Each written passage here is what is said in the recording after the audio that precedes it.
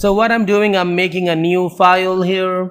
I'm writing the new file like that, and I'm writing, for example, class com dot clscom dot js. Okay, I do not need the app.css like the class clscom.js.css file, because I'm not gonna design the CSS of this element, and I do not need the index.js file for the a new index.js file for the clscom.js. This is another component I'm making, and I'm going to use this component in the same index.js file. So I'm going to the clscom.js. So the very first thing we need is to import the React, as we did here. So I'm importing the React import, and in the same manner, yes, no, not this way, it is a little different. We simply need to write the React from React, and then we will be able to use the React from React. Okay, as you can see that this is what we did here. So what more we need is something, show fixes. What are the fixes? Okay, they're telling that React is declared but not used yet. Anyway, I'm going down, and right here I'm going to use that. So here you need to write the class.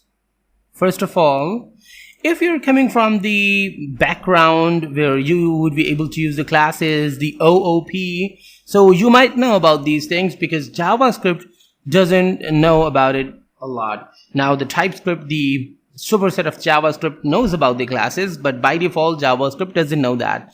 Even in the TypeScript, if you add some classes, so it would be converted through a compiler.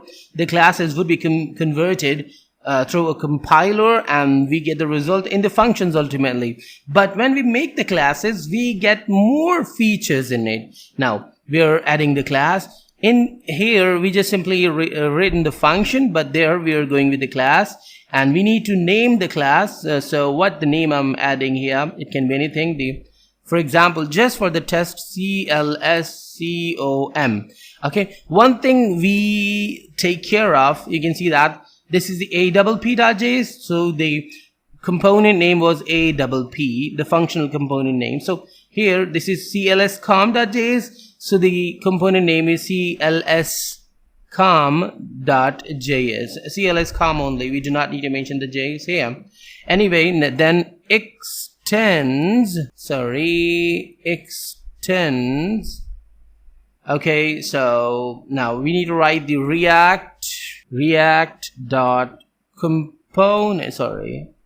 component. Now here you need to add the curly braces, and now you can go inside and you can now do a lot of things inside this class. This is actually a component you've made, and now here you need to write the render, and here you need to write this like that, and then you need to just do like that, and another curly braces, and inside that I'm gonna return things, and whatever you want to return you can write here. For example, what you was returning right here, you was returning something like hello world, or the hello world from the other side, so I can return the same thing. Now I know you're gonna ask me the difference between them. I would be telling you, no problem.